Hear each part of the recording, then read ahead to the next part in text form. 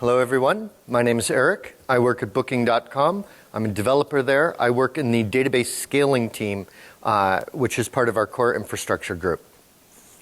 In this talk, I'll give just a very quick overview of Booking.com, who we are. Clearly, we'll cover the MySQL replication.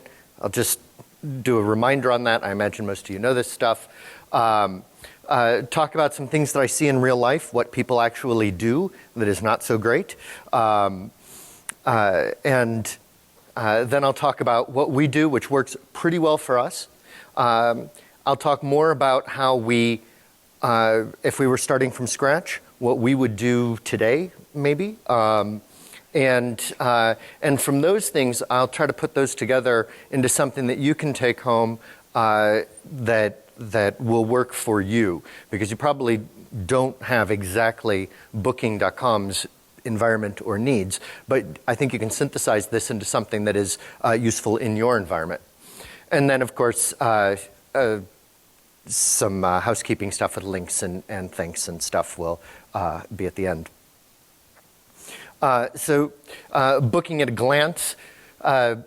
So we have, all of our team is in Amsterdam, with a very small exception of a handful of people that are outside of Amsterdam. So we have a small team in Seattle. We have a small team in Singapore. There's actually a development team in China, but they are focused on building an experience for the Chinese market. So that's separate and distinct as a development group. But the IT department is about 1,400 people or so, the vast majority of which are all in Amsterdam. You can see that we have well over 1 million active properties that you can reserve at Booking.com, and that we do over 1 million room nights daily. The interesting thing about these two numbers is that they track very closely to each other. And so you might speculate some about which of those numbers drives the other, or is it just coincidence that the two of them are growing at about the same speed? But certainly the hotels department and the people working on the front end, working on conversion, are each trying to push those numbers higher. We have literally 1,000 MySQL servers in each of our data centers, and actually multiple thousands. So we have 3 main data centers, London, Frankfurt, Amsterdam, and each of those have lots and lots of MySQL and MariaDB servers. Typically, our replication chains are what I would describe as medium-sized, but we do have some that are very large. We have some that are over 100 slaves. So this is just an overview. I expect all of you know this, but this will help frame what we'll be talking about later. As you all know, typically you will have one master that you send both reads and writes to, importantly the writes. You may have intermediate masters, but you also have a collection of slaves which are, of course, read-only. There are deployments that are multi-master. That's not the way we're set up. So if you have that environment, you might have something a little bit different.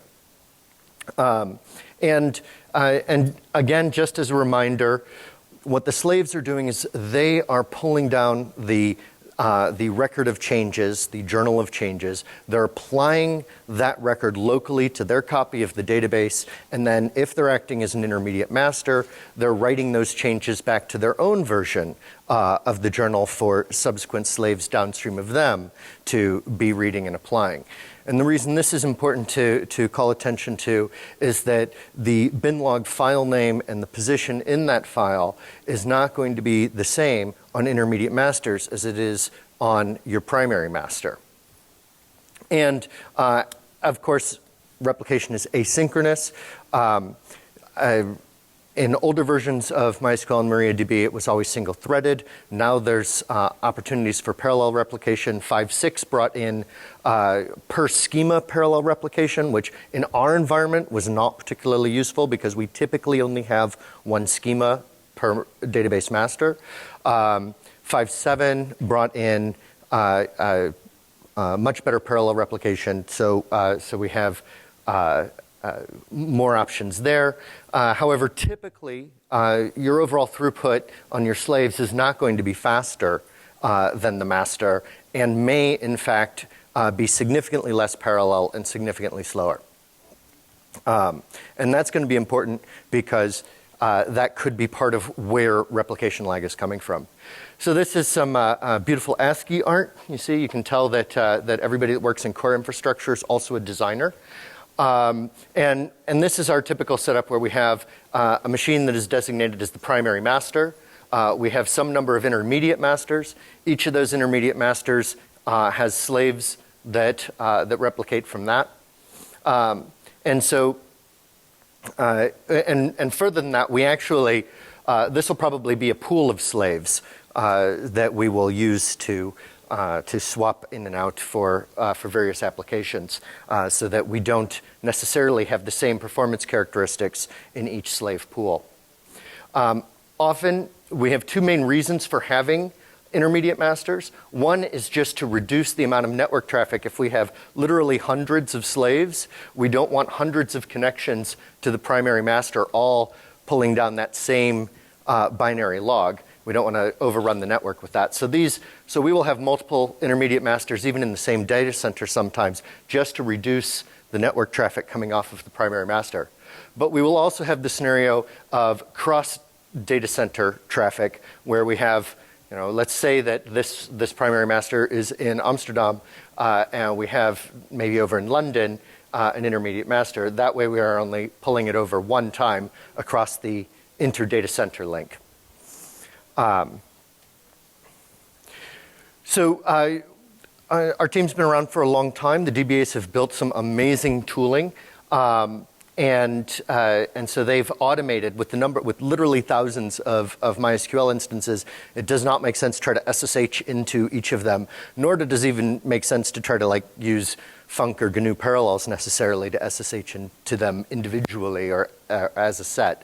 So they've built a lot of tooling and also incorporated some tooling remotely. So we're very happy with Orchestrator. If you haven't used it, I definitely recommend checking out GitHub's Orchestrator.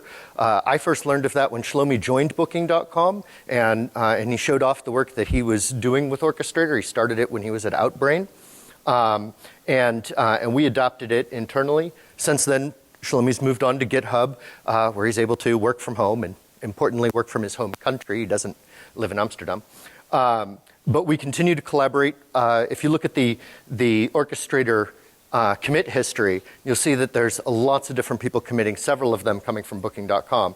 I think it's a great example of collaboration in the open, and we like that.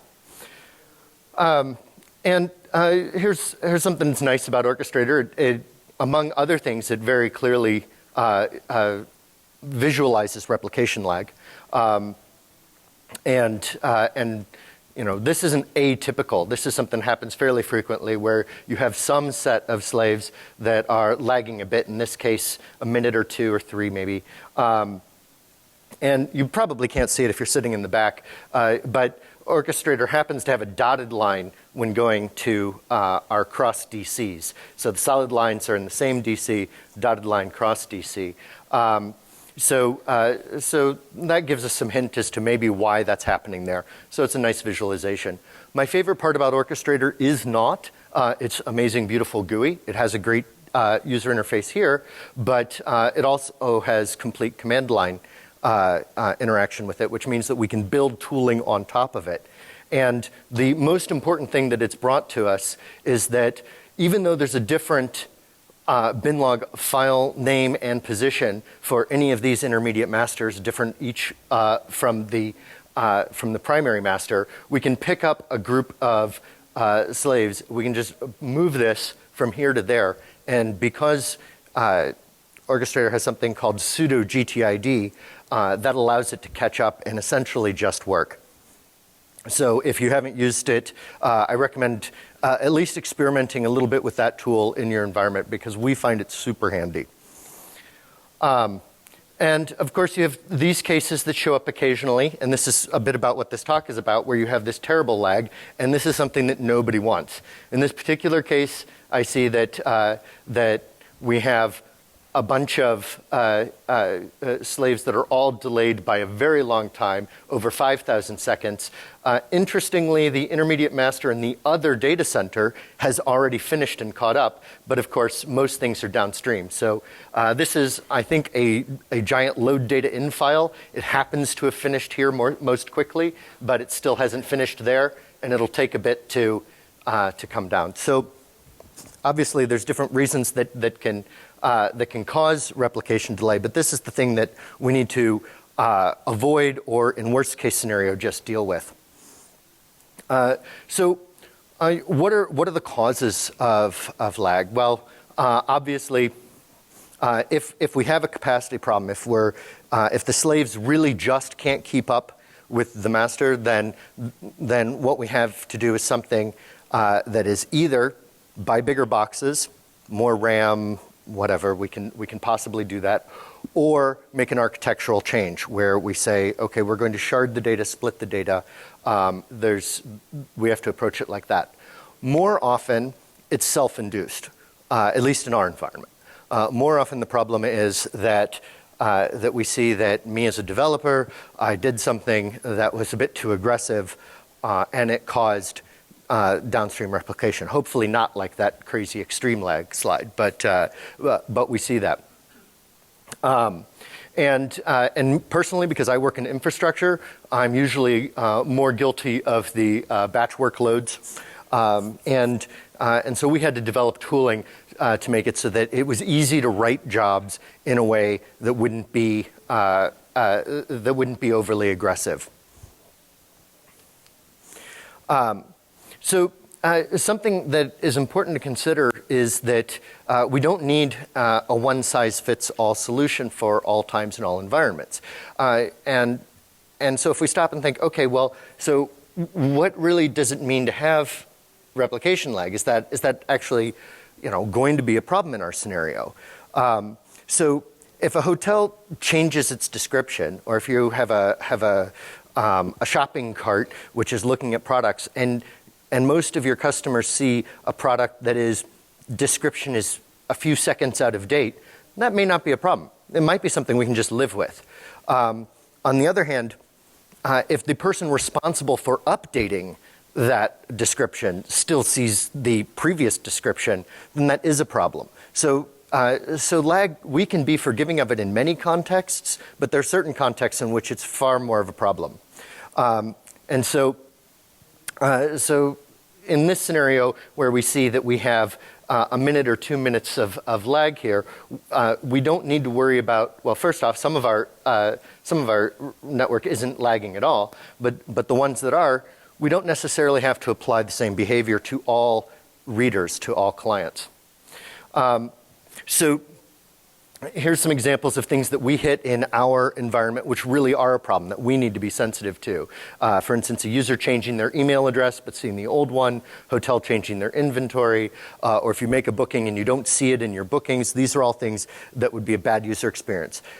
If you're just browsing and you see, you go to look at a hotel and you see only 10 pictures and the latest 2 pictures haven't shown up there, maybe that's not a problem, so we don't have to worry about those. And I've seen a number of this solution applied at booking and elsewhere, where we say, okay, well, there's replication lag. I'm going to fall back to reading from the master. I would say once a year somebody either suggests it or tries to implement it. And of course, this really just won't work at any scale. Now, there are cases where it makes sense to read from the master.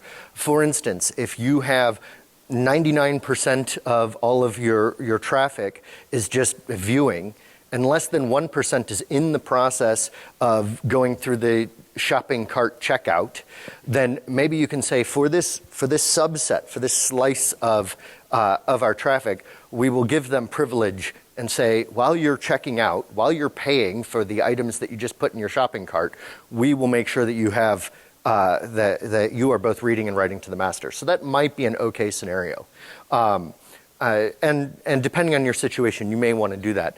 And then some other things that people might do is say, well, if people rarely make changes, maybe you can say, for anybody that has made a change, any session that has made a change for a limited time, apply to that session something that gives them privilege reads. Although that might be prone to something which could be difficult to control from the outside world. You can imagine a denial of service where somebody spins up a bunch of bots to all go change their email address, and then now they're all reading from your server or something.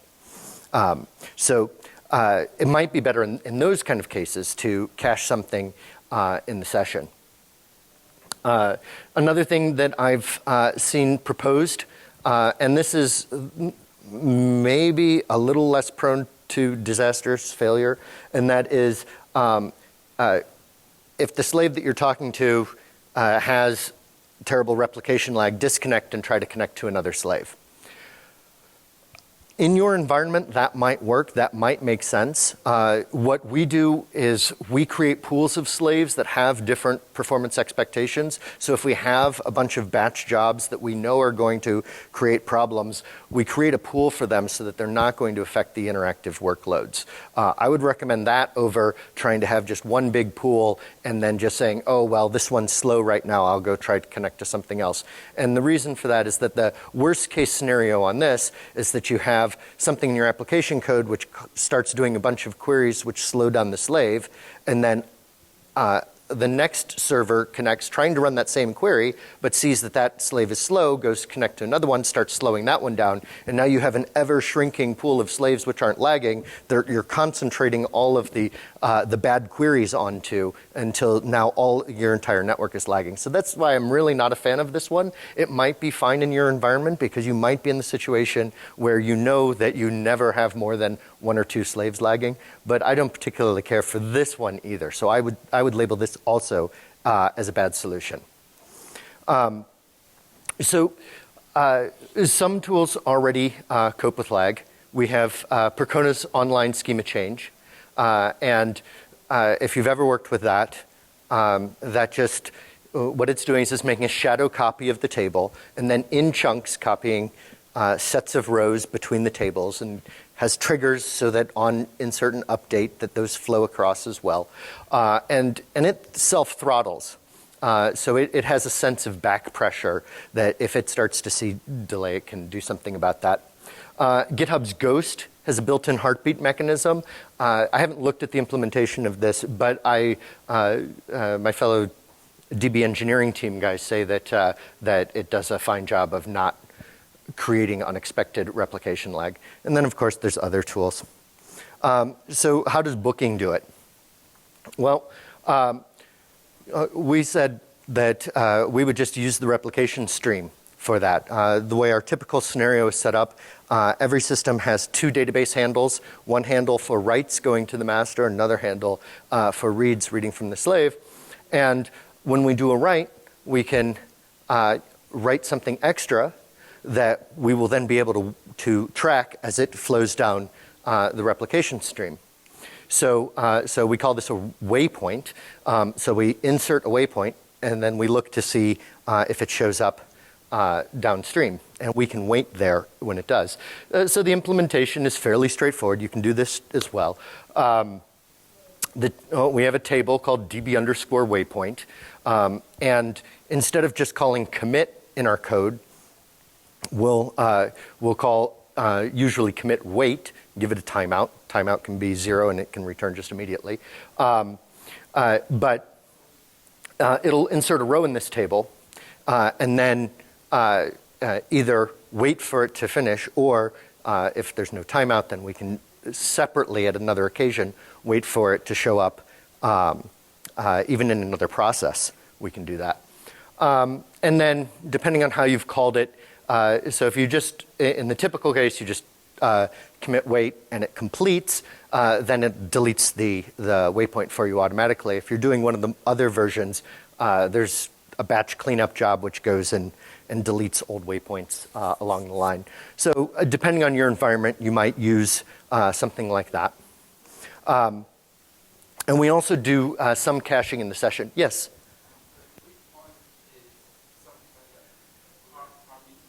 Similar to a heartbeat, except it's really connected to my transaction. So instead of calling just regular commit, I call a function commit, which also first does an insert into the DB waypoint table with an auto inc and whatnot, and then calls commit. And then I get that ID back, which I can then use to wait. So it's not particularly magic tooling, but yeah.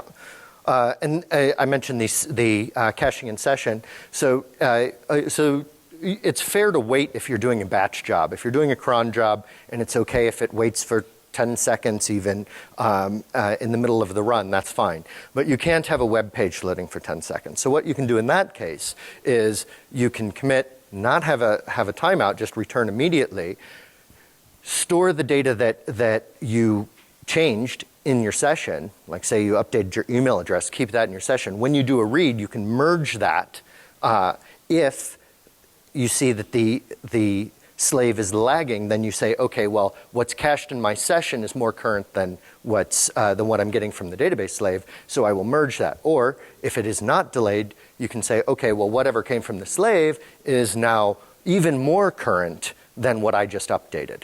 So you can build that depending on your needs. So I talked about these two right here. Is that batch jobs, throttling batches is the main way I use it as an infrastructure developer, and then the way the front end devs use it is more for user experience. We built this in, I don't know, maybe even 5.1 era. And it continues to be fine for us.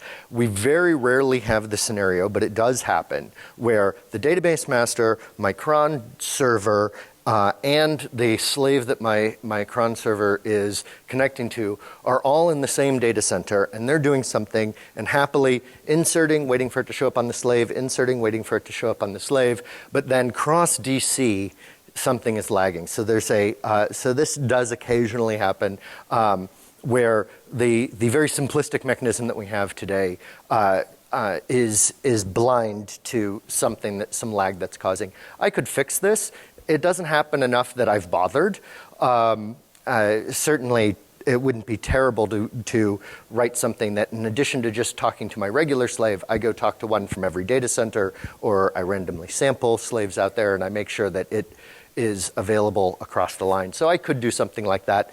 I haven't had the need. Your environment might be different. But we have more tools today than we had when this was first written. So I think we could do it in a way that doesn't even require nearly as much bookkeeping with this DB waypoint table. And so I think that if we look at what's available, we might be able to do things differently today. And so when you roll your own, you might want to take some of these into account. So maybe we can use GTIDs instead. That might be a perfectly acceptable way to do it. In MariaDB, we have we can request the last GTID as a session variable. This was pretty neat. Jean-Francois had the idea of doing this, so he requested it of the MariaDB team. They were in, I think, 10.09 RC or 10.08 or something, I don't remember. So he requested it. Within a week, somebody had a patch merged into the server, and it showed up in the very next RC that came out. So that was a great job of collaborating with upstream and getting something that we need to improve our tooling. So great job, Maria, on that one. You can also get the GTID executed if you're using Oracle MySQL.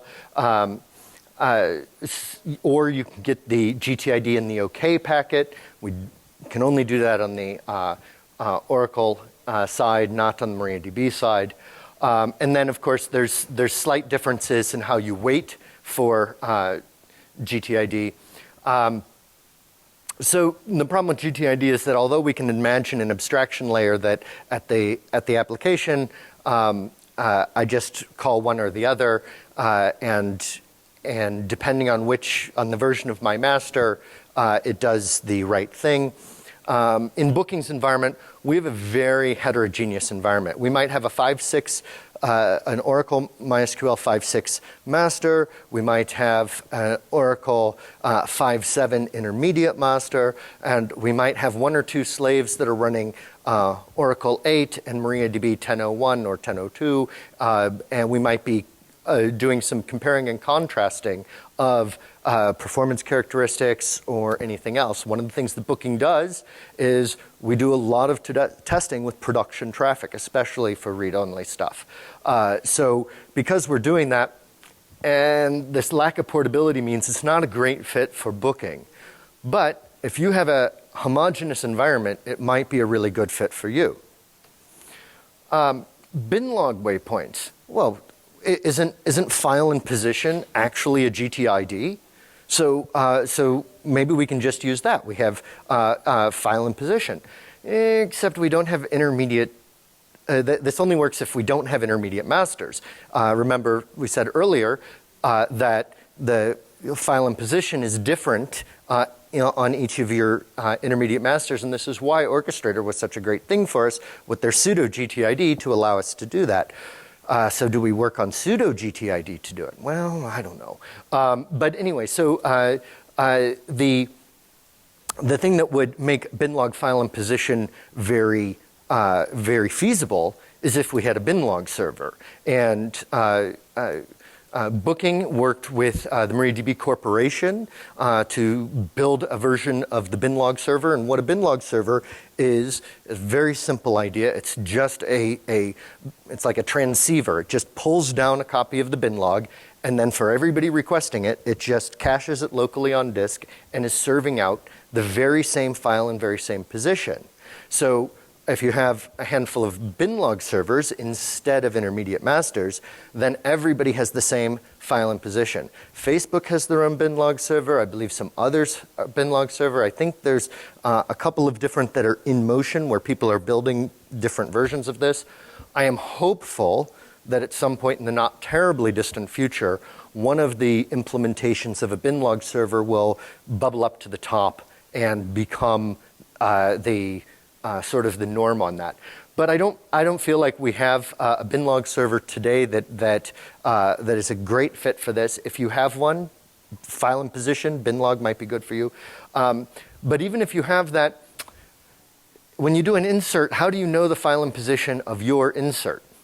So that's a missing brick in this construction. So that's something that it's not quite perfect there yet, but it might be the right tool for you depending on what you're doing. Another thing that's been talked about, I was at the MariaDB developers meeting 2 weeks ago, two and a half weeks ago, something like that. And what was being discussed there was, does it make sense to have lag information on the master? And people talked about it being interesting for monitoring alerting. For me, this would allow me to not have to deal with, am I connecting to the correct slave? I could just get to, I could just look on the master and say, hey, what are the status of all of my slaves? And if one of them is lagging, I could decide to slow down.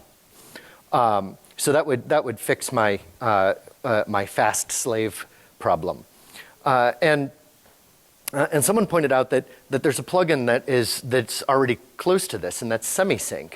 And so, okay, so if we have semisync, you commit, and that doesn't even return until until the slaves have reported that, okay, I'm good, and so so we have something like that. And then, well, what if we added to semisync a little bit more information? And then that starts to look like the no slave left behind MariaDB server patch, which I've never used. I haven't put this into production, so I'm not I'm not 100% certain that this tooling would work, but I think it's an interesting possibility. So Jonas Orland from Google made this patch, and the docs of the patch, it says that they've augmented the reply to also report on the SQL thread position, and it's got a list of transactions that are in the plugin. And so I think from this, maybe we can approximate slave lag, and then we can say, okay, so now we don't need a DB waypoint table. We can just implement our commit wait function by looking at that data. So it doesn't even matter that's connected to our transaction or not. We could make some different decisions on that. So I think that has some interesting possibilities. And that gets me to the aspect that we have a lot of things that are close but not quite there. I've talked to a number of people that have built something similar to our DB waypoint, and certainly if we look at what Ghost uses and others, we see that several of us, depending on our needs, are building similar features, similar functionalities. And these are some of the feature requests which would make building this tooling a lot easier.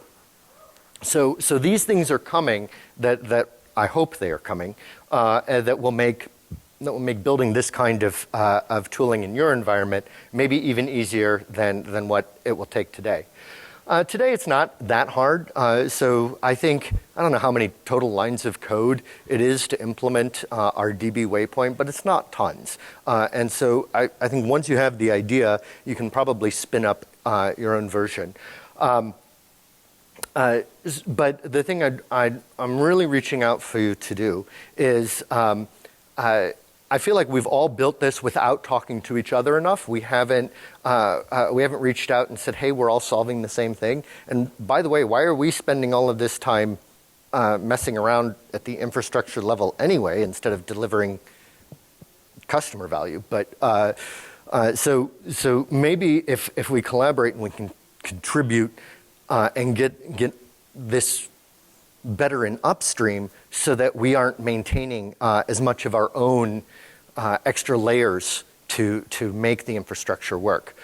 So if you're in this sort of environment that it's easy for you to contribute to GitHub, if you build something like this, maybe consider doing that. If nothing else, give a talk like this one.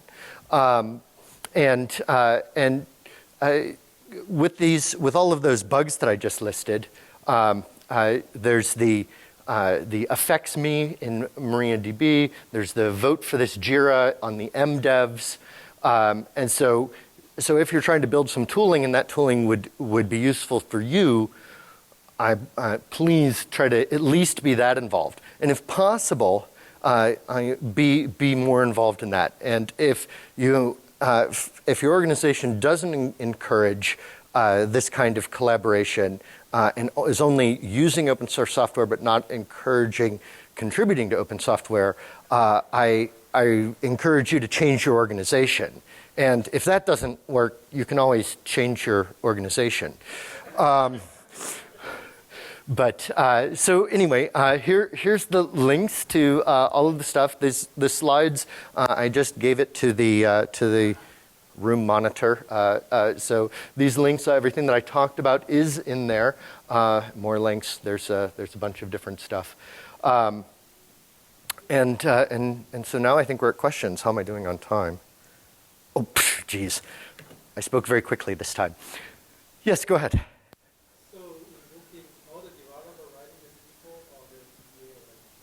Oh, developers.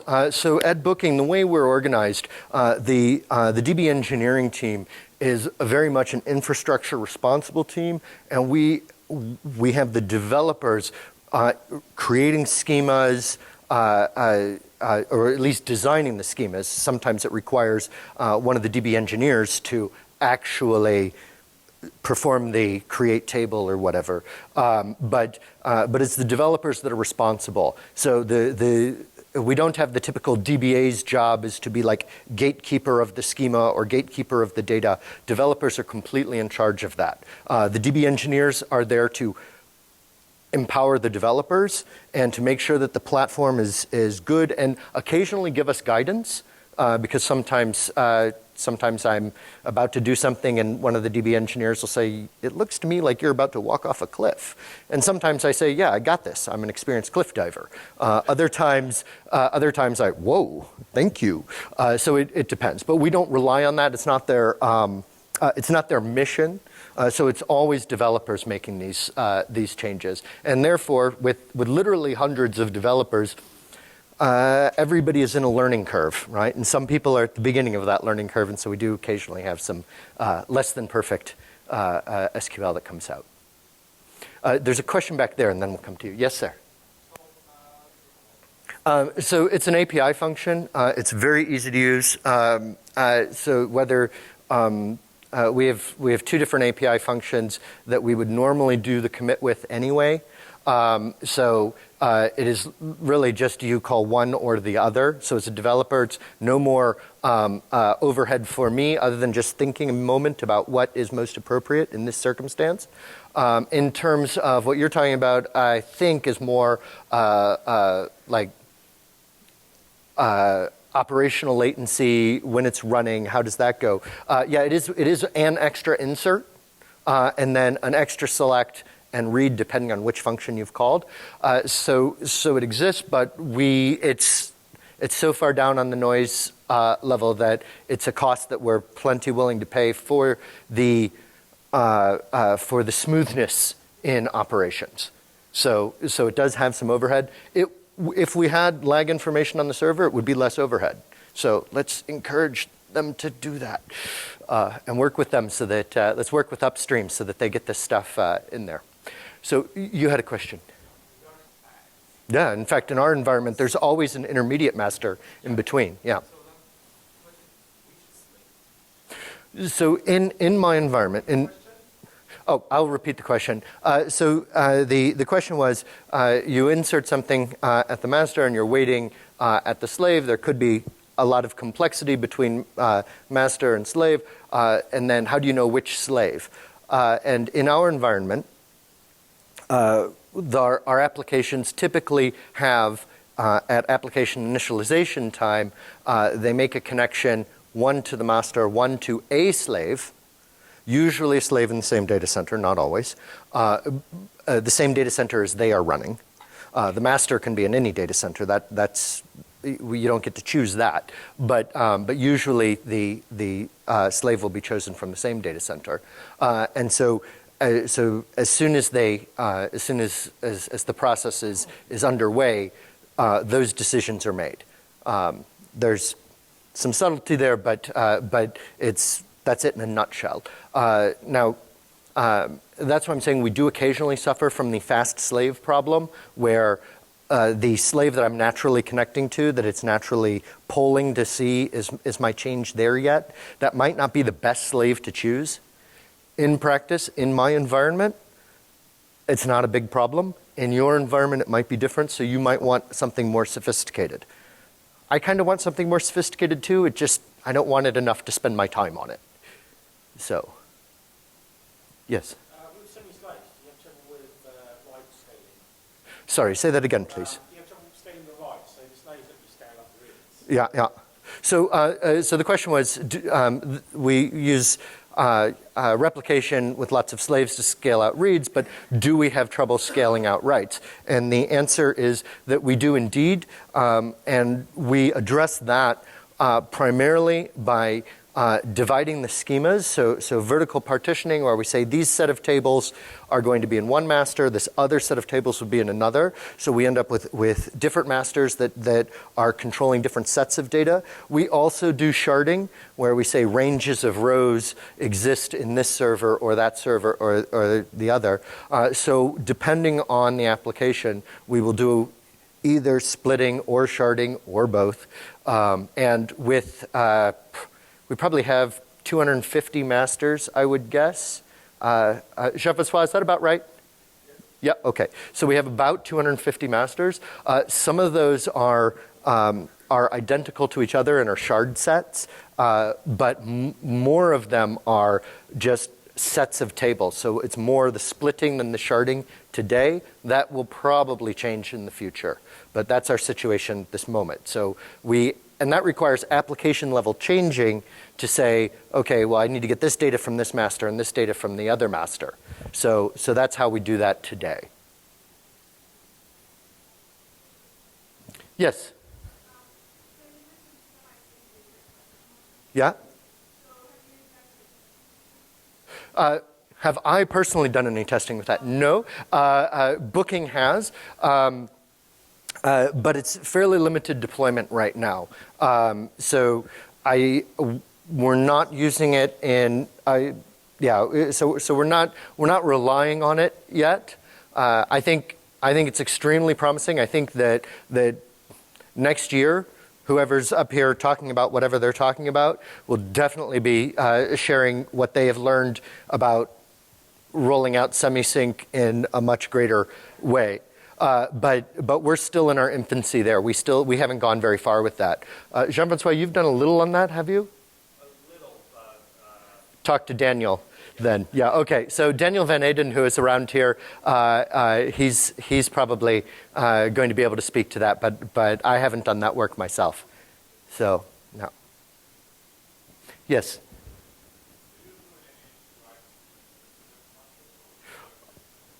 The question is, do we write to the intermediate masters? Not on purpose. So they're almost always read-only. They're set to read-only. And the times in which we will do a write to the intermediate masters is if we are in the middle of dividing a database, we will have an intermediate master which will, through replication filters, only be acquiring a subset of the tables, which will then break off and become its own master, but there will be a transitional period where we're writing both to its upstream and also it while we are switching the DNS record over to what this new master will be. And so we have to deal with that by having a different auto increment in the intermediate master and in the primary master so that the primary master can, or the old master would be the way to say that, can write and have those flow down, but records that are now being written on the intermediate master in that transitional moment are written above a gap so that they don't collide, and then we can move those over. So we have, for some very brief moments, we will write to intermediate masters, but we do not typically have the scenario where we have an intermediate master that we're now adding additional data to that we don't add on the primary master. That's something that, I'm sure you can find an exception to it somewhere at Booking, but that is not our way to do it. the normal IT answer. Yep. Right. Yeah. So that is very true of almost everything at Booking. Is that there's almost nothing that's carved in stone. Everything is a really good guideline. But if you have a really unusual circumstance, or you can clearly articulate why your situation is exceptional, you can do the exceptional thing. Yeah. Jump off the cliff. Go for it. Yeah. Okay. Anything else? No? Thank you very much.